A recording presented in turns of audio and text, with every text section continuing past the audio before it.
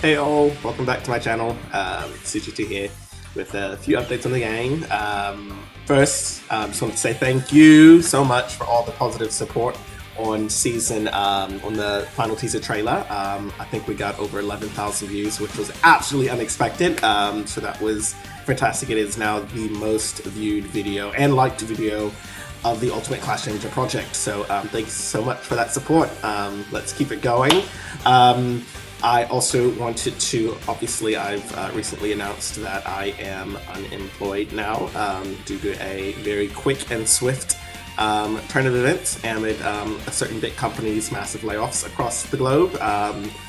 But it's all good. I'll survive. Just my time's gonna look different. Updates may look different. I don't know what that means, whether that's more or less, I don't know. I've actually never been unemployed before, so I don't know what time management looks like when you're not working Monday to Friday. So anyway, we'll figure all of that out together. But let's talk about what you guys are here for, which are updates to the game. As many of you probably know now, we are officially in development for Season 1. That means all the stuff you guys have been asking for, jutsu and effects and make it faster and all these things. That's what I'm doing now. The unique movesets, all of that, that's what we're working on now. There's nothing really else to work on other than those things. So we can get ready for Season 1 launch. So I just wanted to kind of go over. I had been putting quite a bit of time, as I've obviously gotten sudden about a big amount of free time. I am taking a small break. I'm not going to look for work in these next couple of weeks, so I will have a little bit more time to put in the Clash Ninja, at least for now. So I want to talk about a few of the things I've been doing over the last 72 hours. They are big and small. We'll just do team for now. I'll just do single battles for now, just so you guys can see. So first, I basically am resetting everything. I've been working on optimization. So there's, I got rid of all the, as I told you guys, I'm gonna have to redo the Leaf Village map. It's a whole story. So this is just a test map with no visual effects at all. No post-processing, nothing. It's just, I put together some terrain, some textures, and some invisible walls, just so I have an arena. Basically, this stage is designed to give me the best possible results. Best possible performance results, and then I'll basically add on from here and try to maintain a high frame rate.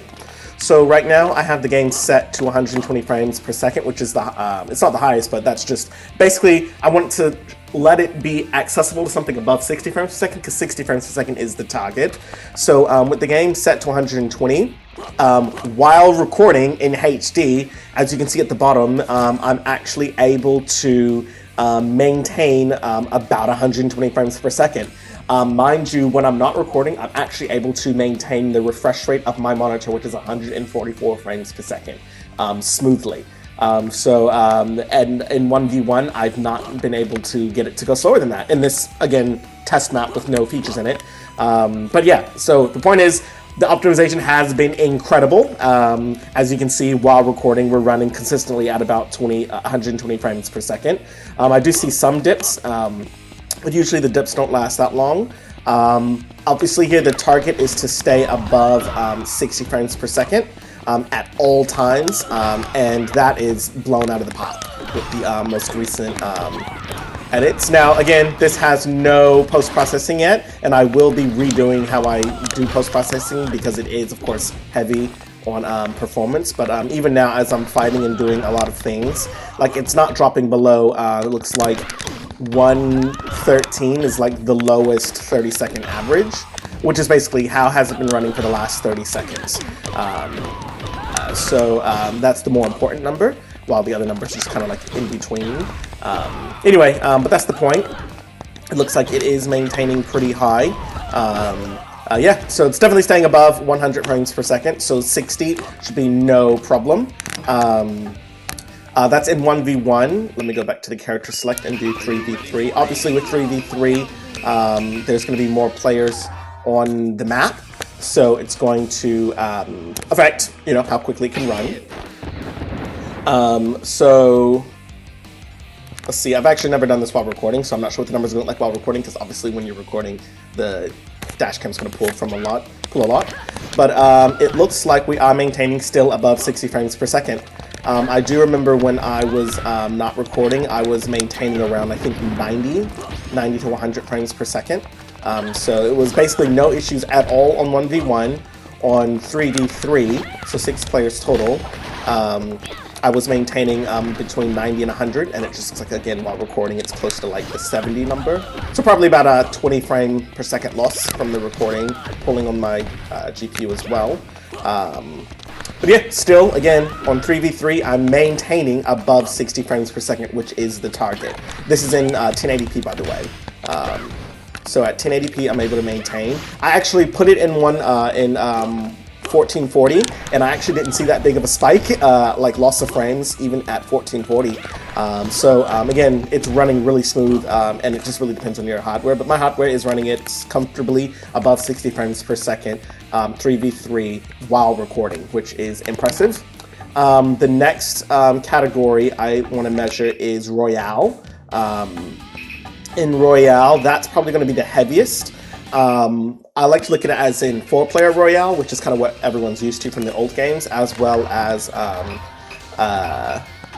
8-player Royale, which is the most heavy on the system. So let's see what 4-player Royale is able to pull off. Get ready. Begin.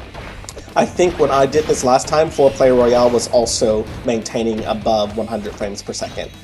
Which again is brilliant, and it looks like it's close here. So yeah, it's about. It looks like I'm averaging. I'll just wait 30 seconds just to see what the 30-second average looks like. But according to the 5-second average, it's maintaining somewhere between 90 and 100. It looks like, and like I do believe it was over 110 when I was testing it myself. Yeah, so it's right around 90-ish frames per second. So again, well over 60 frames per second. Which is fantastic. That is able to pull this off in 4-player. I'll wait for one more refresh.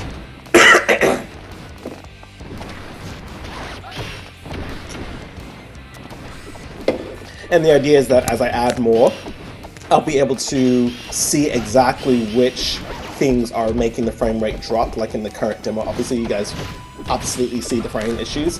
So I want to keep this above 60 frames per second at all times, with the exception being Royale 8 players or 5 to 8 players, that the target is 30 frames per second or more.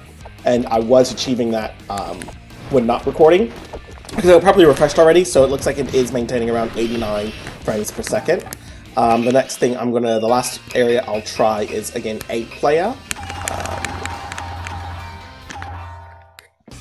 But let's see how this does. I was maintaining, I think it was around 40 to 50 frames per second when not recording, so let's see how recording impacts it. Again, I'm not going to get an 8-player Clash of Ninja game to be above, to be 60 frames per second consistently with 8 players. It's not going to happen. Clash is just too precise and has too many variables to check for smooth gameplay in order to pull that off. But it looks like even while recording, it looks like it's still maintaining above 30 frames per second, which is brilliant. I need it to maintain above because obviously I've got to add visual effects, I've got to add background elements, and that is going to start to pull on that frame rate. So I just want to make sure I'm exceeding abundantly above the needed frame rate.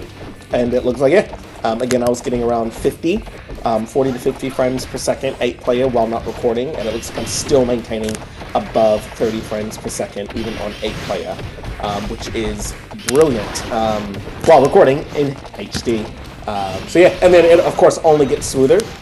So what I'm thinking about doing is letting 60 frames per second be the default for all modes, inclusive of Royale under 4 players. And then basically if you select 5 or more players, then it will put the target frame rate at 30. And this is actually true in the Clash Ninja games as well, the originals. 1v1 and team battles were always in 60 frames per second, while any battle that had the puppets, or I think, yeah, even one-on-one with puppets, and the 4-player mode was in 30 frames per second. So I'm shooting for the same thing here, except for my game, I'll try to keep 4-player Royale and team battles at 60 plus as well, and then 8-player, 5 to 8 players will be 30 above. But look at that. I mean, the last 30 seconds, it's maintained an average of 48 frames per second while recording in HD.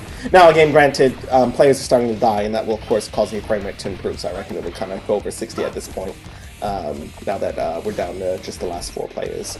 Anyway, this is kind of how optimization is going. Clearly, the game is running extremely smooth and extremely well. Oh, I also didn't mention, I'll go back to practice for this. So clearly the game's getting better. Like, it's optimized, you guys know that. I'll end here in practice mode. Two things that I've done. Excuse me. I will do Sasuke. I redid the hitbox logic. Hitboxes used to be manually added. Every time I create a new character asset, I would add the hitboxes manually to the bones so that the player... Now, basically, all that's controlled by program. Hitboxes are completely at runtime. They're created and instantiated at runtime. They actually, whether they're on or off, is actually now controlled by code instead of animation.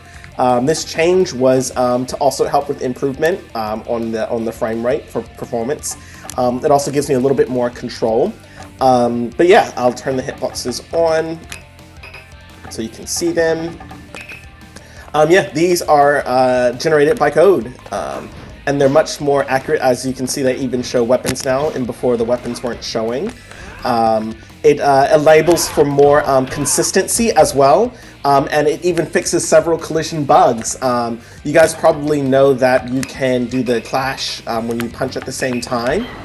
This actually, oh yeah, I added that too. I'll talk about that in a second. But if you play the current demo, if you do a kunai clash, like a kunai move, the kunais will always attack. They can't clash. I never figured out the bug, but when I rewrote the hitbox logic, it just fixed itself, fortunately, so I don't have to worry about fixing it. It fixed itself when I did the rewrite of the hitbox logic. So yeah, all attacks clash. Also, you may have noticed the screen is changing. I added in a little kind of impact effect. Where it zooms in and then zooms right back out. So it kind of zooms in and focuses on that attack. It'll be cooler when I actually add the little kind of shockwave from it. So the kind of point is like it zooms in, does a shockwave, and then zooms back out when you clash. Just for kind of dynamic camera view. It only works, of course, in 1v1 battles. It does not work in Royale for obvious reasons. But yeah.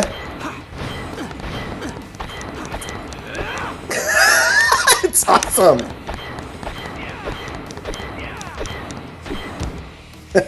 Anyway, so that's basically it for the optimization update so far. Let's see, what's next on my list? It's been going well. Next on my list is visual effects. So for all of you, where are the punching effects? The camera doesn't shake. That's literally the next thing I'm doing. The next time you hear from me, we'll be talking about some of the visual effects. Maybe I'll have that shockwave in. I just love it. I love clashing now. Yeah, Ninja Tool still can't clash yet. I'll fix that later. But anyway, yeah. Lots of rewritten stuff, and the game is running extremely smooth, and more to come. Thanks all for watching, and enjoy your day. Cheers.